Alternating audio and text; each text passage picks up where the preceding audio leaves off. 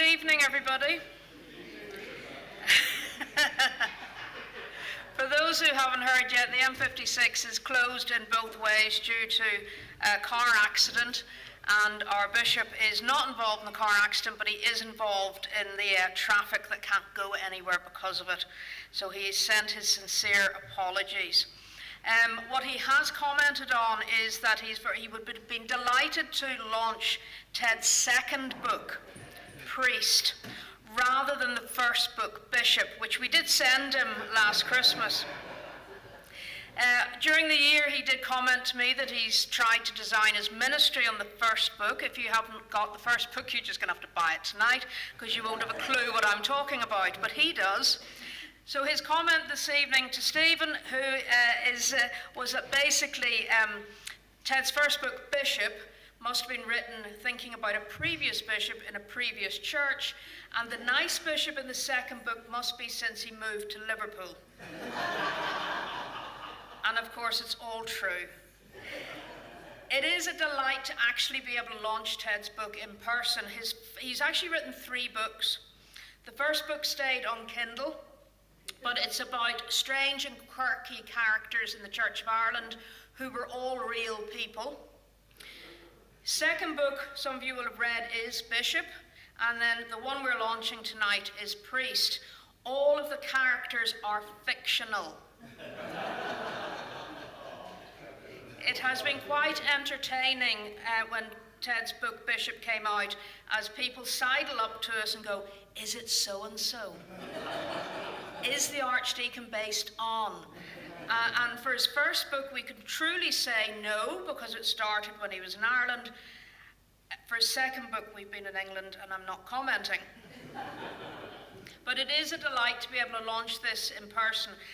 This all started because the Church of Ireland had a weekly newspaper, and Ted started wanting to do something different in it, and he wrote a soap each week that lasted for a couple of years. Then that developed into being able to actually put a book together. And the first one was kind of a retirement project, and the second one was written when I gave him time to write it. So thank you for being with us. There are those who are with us on the live stream, families and very close friends of ours, and it is lovely and very special for us to have this opportunity to share this evening with us. So thank you very much. But I'll now ask Ted to say a few words. Well, first of all, a few thank yous. First of all, to Anne for her support in writing the novel and for her suggestions at various stages of the novel, whether it was, "You can't say that," or "Why don't you put it this way," or "Did you ever think of killing him like this?" In fact, in that soap that she mentioned, we had a problem with a bishop in it, and he thought, a live bishop thought that he was being the subject of the soap, and we were cutting the hedges one day, and she said, "Oh, why don't you just kill the bishop out of it?" And also, I want to say thanks to Anne as vicar and to the people of St. Peter's for the use of the church tonight for the launch of Priest. Thanks to David for taking the photos for the front and back cover.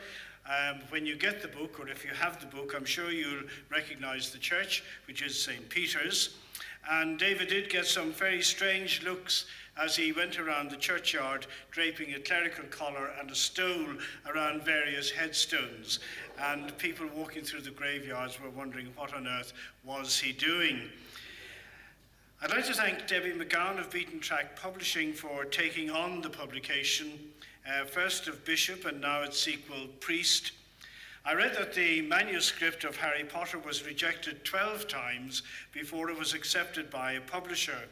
And I think every writer thinks that their story is the best one ever. And it's quite a blow to morale to receive the thanks but no thanks email.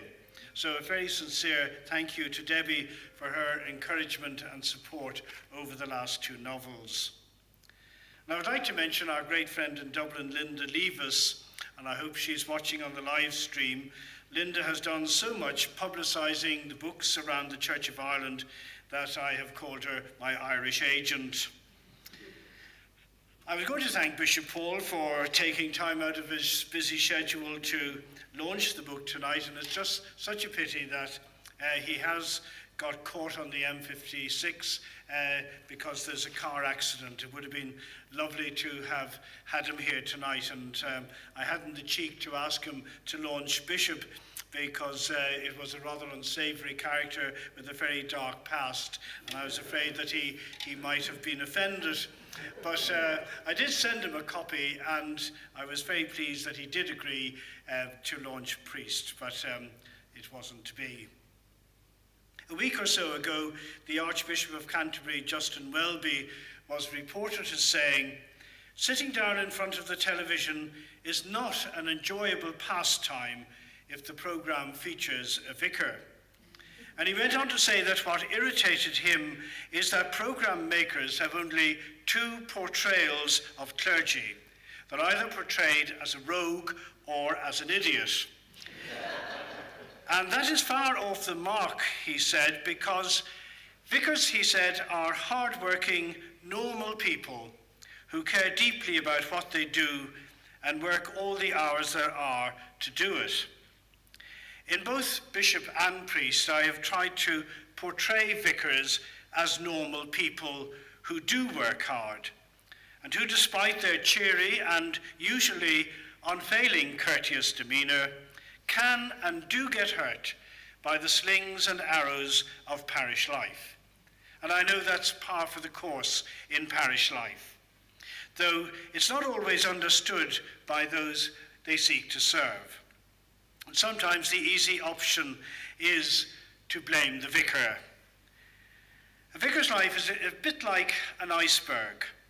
People only see the public part, the 1/9 of the life, if you like, of a vicar. And what they don't often see or appreciate is what cannot be seen. The amount of preparation, the amount of planning that has to go into even the smallest of events.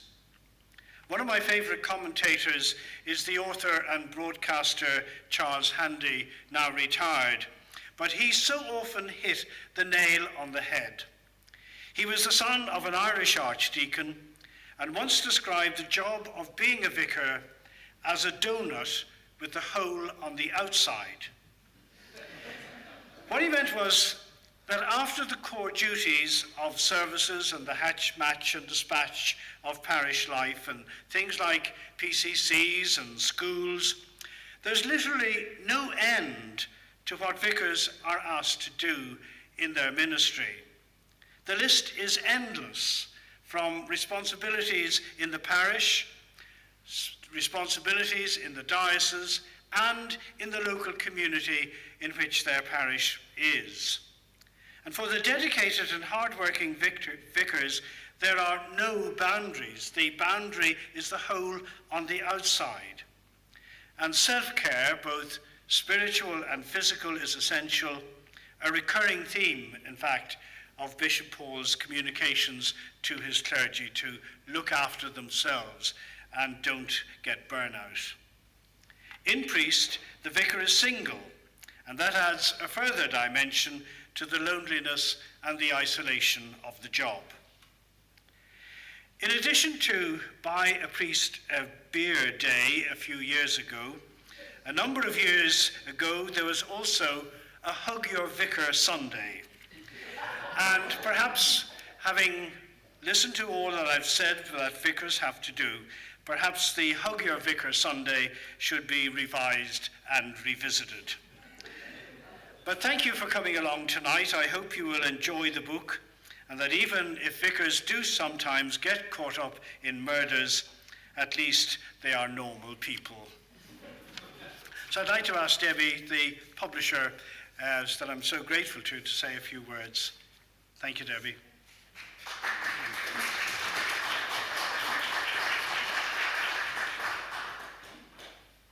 Okay, so I'm improvising this evening. As I am also a social science lecturer and I'm used to teaching for 2 hours at a time, and waffling at undergraduates, it could be problematic, but I'll try and keep it to a minimum. Well, a bit about what I do. My publishing house is very small, as in it's mostly me. And I set up officially 10 years ago, partly because I'd originally had one of my own books published by another publishing house, and it was completely taken out of my hands. And I received the first copy, which was a very special feeling. It's kind of worn off since. I'm a bit like, oh yeah, books. But that first copy of my own book was really special. And I flicked through it, and to my horror, found that there were paragraph breaks where there shouldn't be, and bits had been cut out. And so I said to the publisher, I've opened the book, and there's all these mistakes in it. And his answer was, don't open the book. Now, I made the decision there and then. I'd been through all of that process that Ted mentioned before of sending off all these submissions to publishers, and come this close 2 or 3 times, and then come those rejection letters. I'm sorry, but it's not the right time, or if you did a little bit more work, it's not the kind of thing that publishers are looking for at the moment. And that was the early 2000s, and it's only become harder. We're at the point now where everybody has Kindles, anyone can publish anything they like, and so there are probably billions of books out there, so it's very, very difficult to make your mark. So those big publishers are looking for something that will bring them cash, and that's all they care about. There's very little integrity in what they do, and it's kind of like, I say, it's very much the difference between going to McDonald's and buying a burger, Dean Koontz, Stephen King, or you go to a good restaurant and you buy a book, buy a good meal, and it's the same when you buy a book that matters and is important. And the beauty of it being just me, and the fact that I teach part-time, is that I don't have to worry about money, thank you, because I don't make very much of it, but I can publish books like Ted's books, which are fantastic. And the thing is, I'm sorry, I'm clearly not quite 100% atheist, because I'm in this house thinking, I really shouldn't say this. And on the way here, I was looking at the moon and thinking, wow, that's so beautiful, which starts a debate in my head because, as I say, I am a social scientist. But my background as a child, I was a regular attender of an Anglo-Catholic church. And in my street, the vicarage was there, and the church was there, and the vicar was a formidable, incredibly tall man in a black coat who wafted down the street like Count Dracula. Utterly terrifying, completely unapproachable, in all honesty. We were scared of him. I was in the choir, I went to Sunday school, I did everything. And the vicar was just this man, father, who didn't have a first name and who you didn't approach.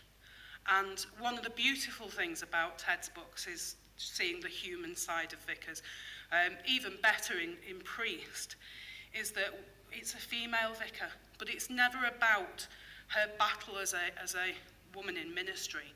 It is about her battle as a vicar with her delightful parishioners and the committees that she has to work with, seeking their agreement because they're always so incredibly helpful and never put any obstacles in her way at all.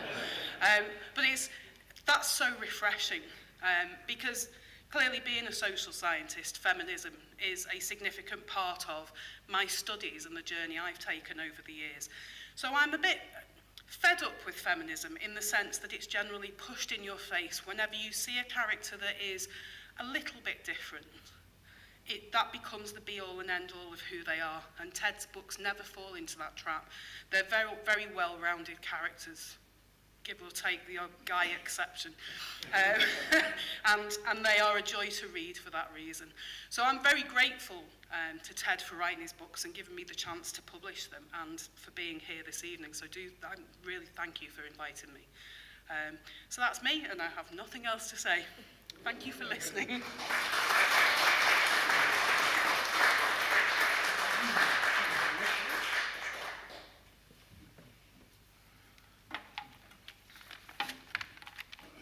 Debbie, thank you very much, and it really is great to have you here this evening. As I say, Ted never thought he would talk about my publisher.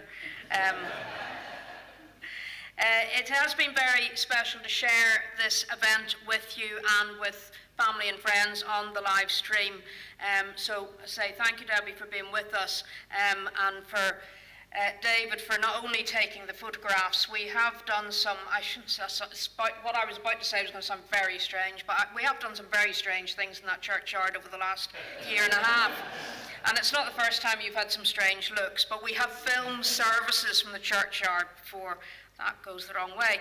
I'd like to say, Stephen, if you could pass on our best regards to Bishop Paul. I was going to wish him a very happy retirement, and I also look forward to his book of fictional characters, because I imagine he has some material over his long ministry, but we really do appreciate his ministry here in Liverpool and for the opportunity that Ted and I have got to, having got to know him as he arrived just after we did.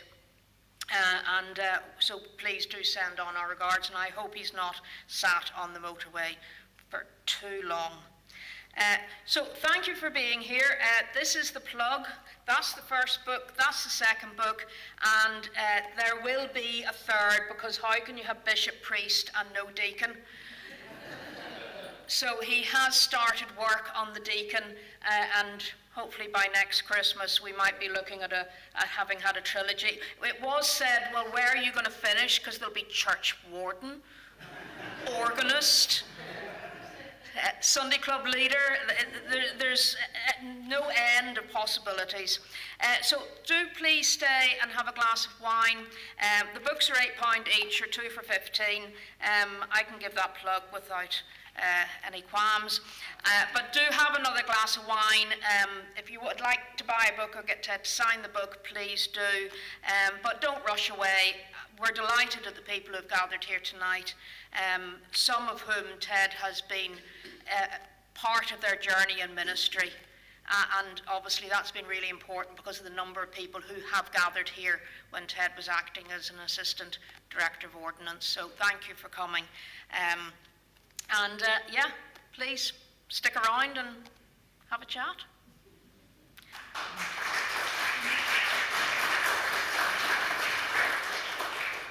Do you wish to say anything else? I will let you have the last word if you so wish. You'll be there, that's fine.